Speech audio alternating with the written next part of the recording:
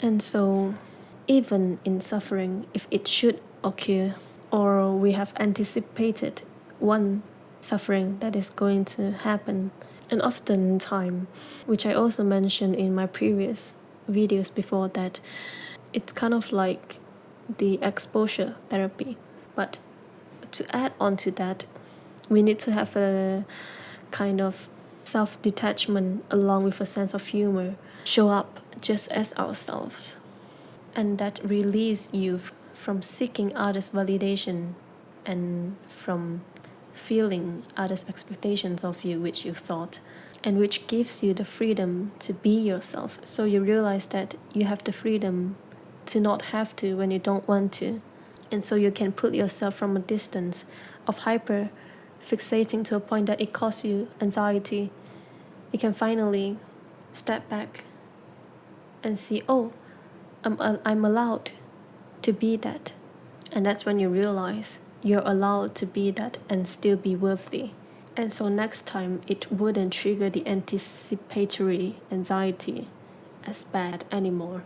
The neurotic who learns to laugh at himself may be on the way to self-management, perhaps to cure. So in a way that, yes, we should take ourselves seriously in regards to have standards for ourselves, but not too seriously, which to the point that we are fixated and we might become a perfectionist and have an obsessive behavior, which we could not allow ourselves to fail or to have mistakes or be flawless, as after all, we are not perfect as humans. But sometimes we've got to forget that when we are faced with what the society's standards and expectations from us.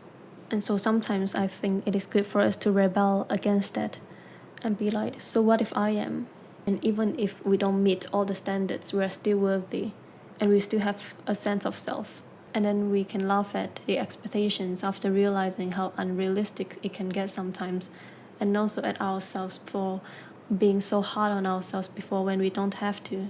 And we can be kind to ourselves and accept that we can be imperfect despite what normal might look like for the society. As soon as the patient stops fighting his obsessions and instead tries to ridicule them by dealing with them in an ironical way, the vicious circle is cut.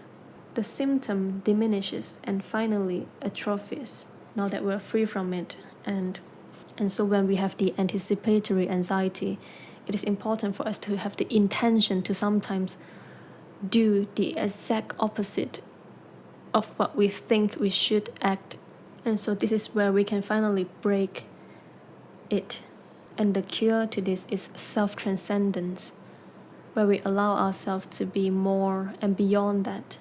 And oftentimes it's when we try both sides of things, that's when we realize actually between these two we have the chance to choose to be which we want when we want, and know that we inherently are larger than such superficial things. And so from before we always suffer from others' expectation, we are finally free from it when we give ourselves a new definition of who we can become.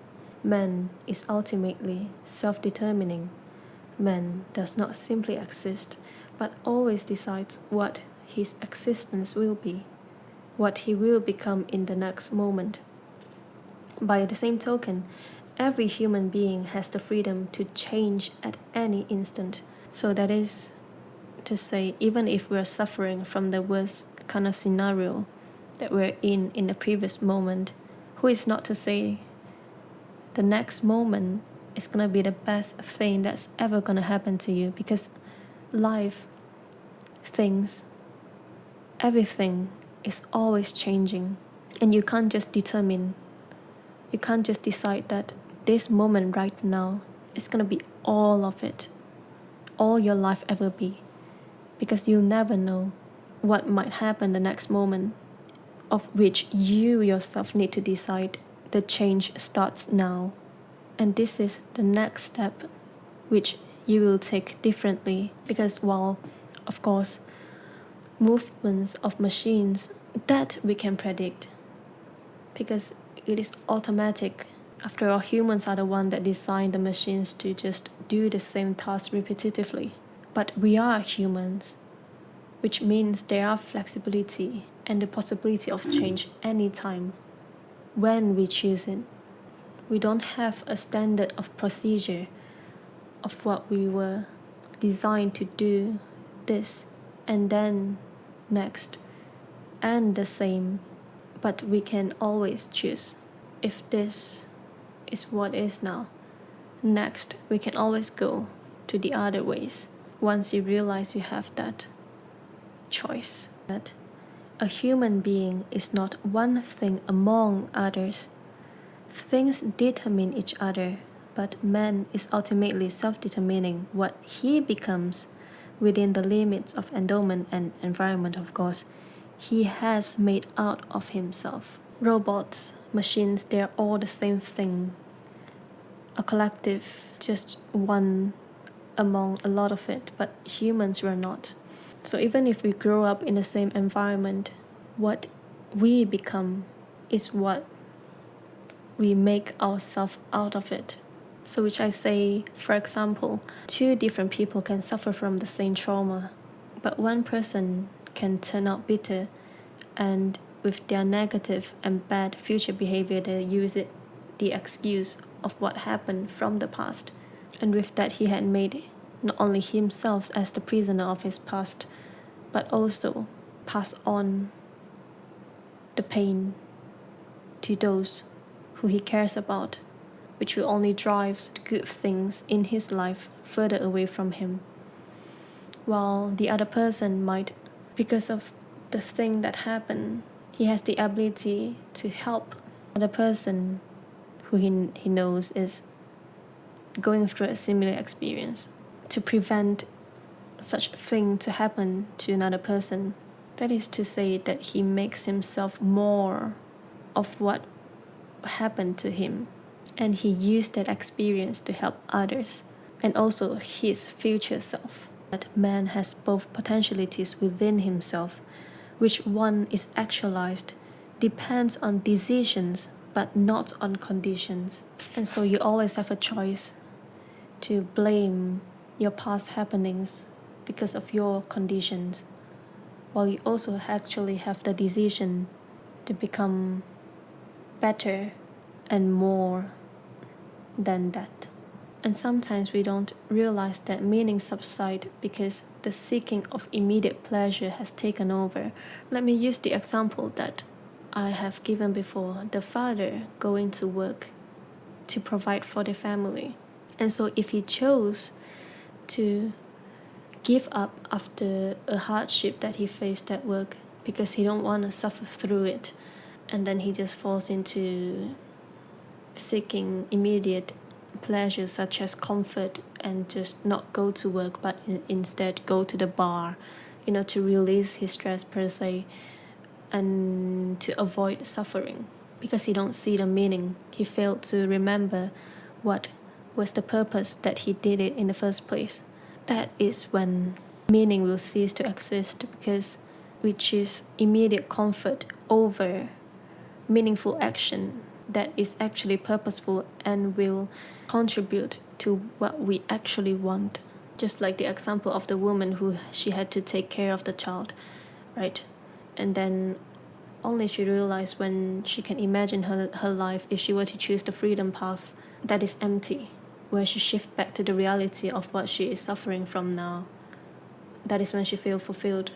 So often when we are facing hardships or we are suffering, we need to learn to see beyond that, how we can come out from the other side, and that suffering may consequently become something that make us feel more fulfilled or be proud of, like an achievement and an asset for us to deal with our future problems, as long as we know how to be patient and shift our perspective by putting a distance from it, and not only be blinded and fall deep into the feeling of victimizing ourselves to the point that we can't see the meaning of why we're going through what we're going through. Because just because you can't see it right now, you're still in that kind of situation. So it is wise for us to see it from another perspective, right? As we're facing that, not only will it make it easier to bear or give us a meaning for our suffering, to see that is something we can gain from what is happening right now before we might even realize in the future.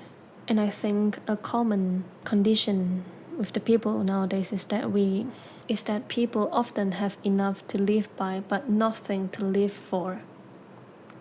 That is to say, even when their life is sufficient, right? They have what they need to survive, but they're not really living because they don't have anything to live for, something beyond themselves. And that's why I think it is important for us to give ourselves to something beyond ourselves. Because when you give nothing, when you seek nothing, you wouldn't receive anything in return also. It's a two-way thing. So maybe when you feel lack of meaning, it is because you lack purpose, and you can try to devote yourself in something else, someone else besides yourself. So that is why some people who are alone, they choose to adopt a pet because it gives their life and their presence meaning, the ability to be able to take care of other things, of other people. It doesn't necessarily have to be someone. It can be just a pet, a plant, a project that you truly believe in, which you devote yourself into. That is when you create meaning if you couldn't find meaning in others. That's when you create meaning yourself. So which is to say, to just have enough to live by is not enough because you're just surviving day to day. You're not truly living life. And so it is important for us to have something to live for. And so we're given some examples in which one arrives at meaning in life. The first is by creating a work or by doing a deed. The second is by experiencing something or encountering someone. In other words, meaning can be found not only in work but also in love. And so the notion that experiencing can be as valuable as achieving. And it is emphasized that the external word of achievement at the expense of the internal word of experience.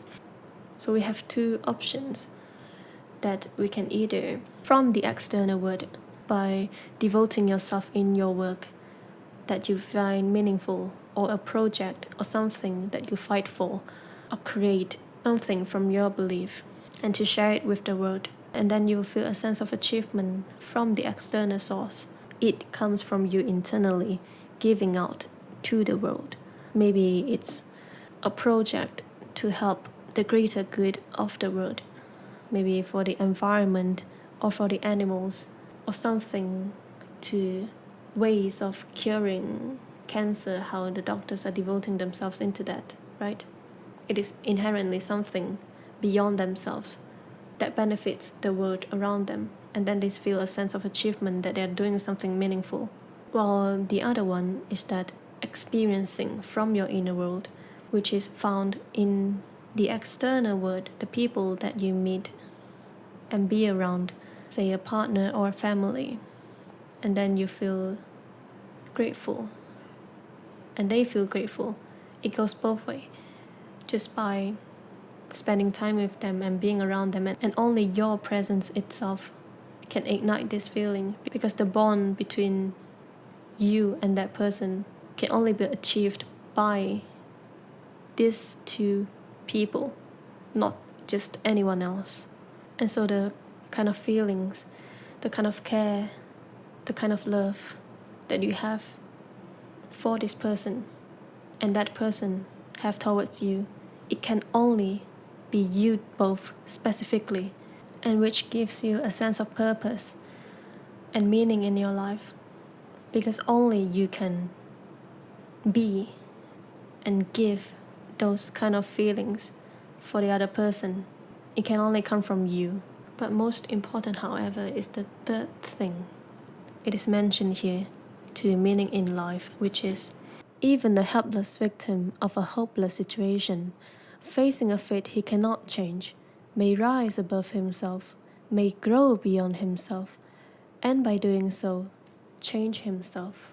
He may turn a personal tragedy into a triumph. And so I think we are the narrative of our own story. We can choose how to write our story. What is the next plot?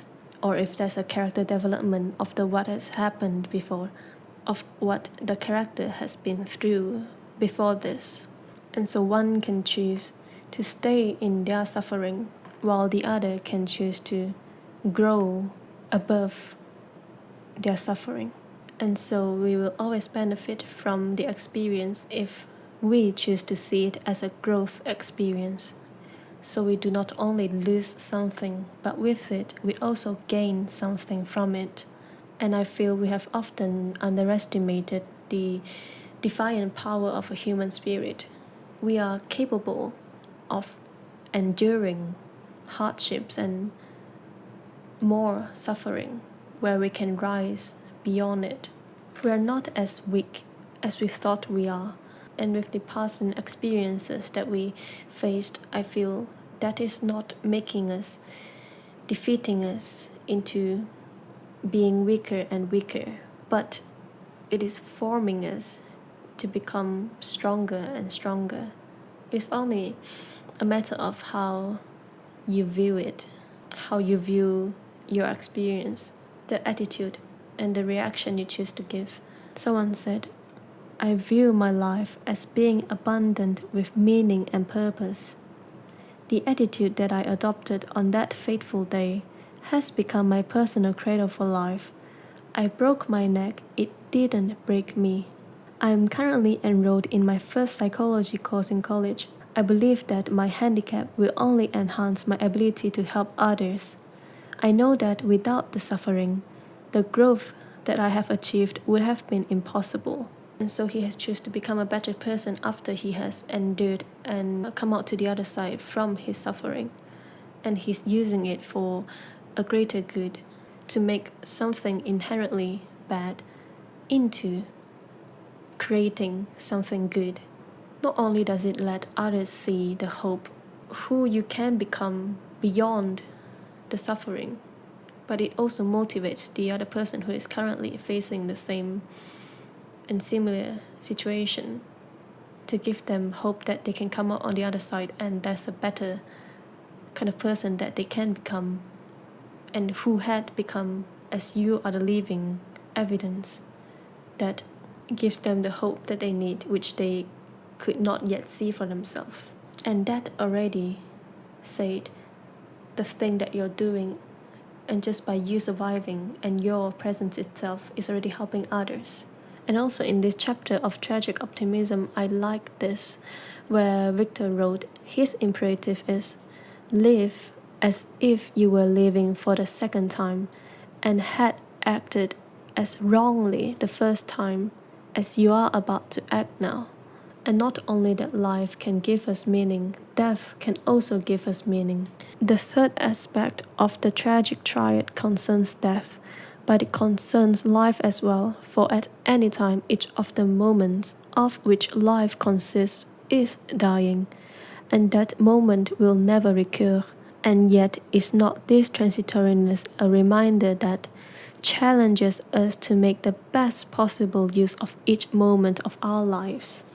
So that is to say, we imagine the life that we're living right now is actually the second chance that we're given because we have acted wrongly in our first life.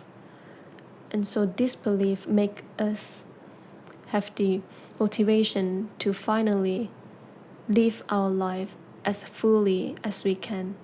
And so we can remind ourselves to make the best possible use of each moment, for it is more precious as we're given a second chance to live life again. Actually, not only if you can imagine from the first life, but also from your past. Every day that we're still here alive, we're given a second chance. In fact, the opportunities to act properly the potentialities to fulfill the meaning are affected by the fact that we can't reverse our lives. And also, it is mentioned here with what I mentioned earlier is that in the past, nothing is lost, but rather everything is stored and treasured. So, as long as we don't view it as something that we have lost, but something we have gained and treasured, even the people that we lose, the grief that we feel, we should only remind ourselves that it is the love that is loved.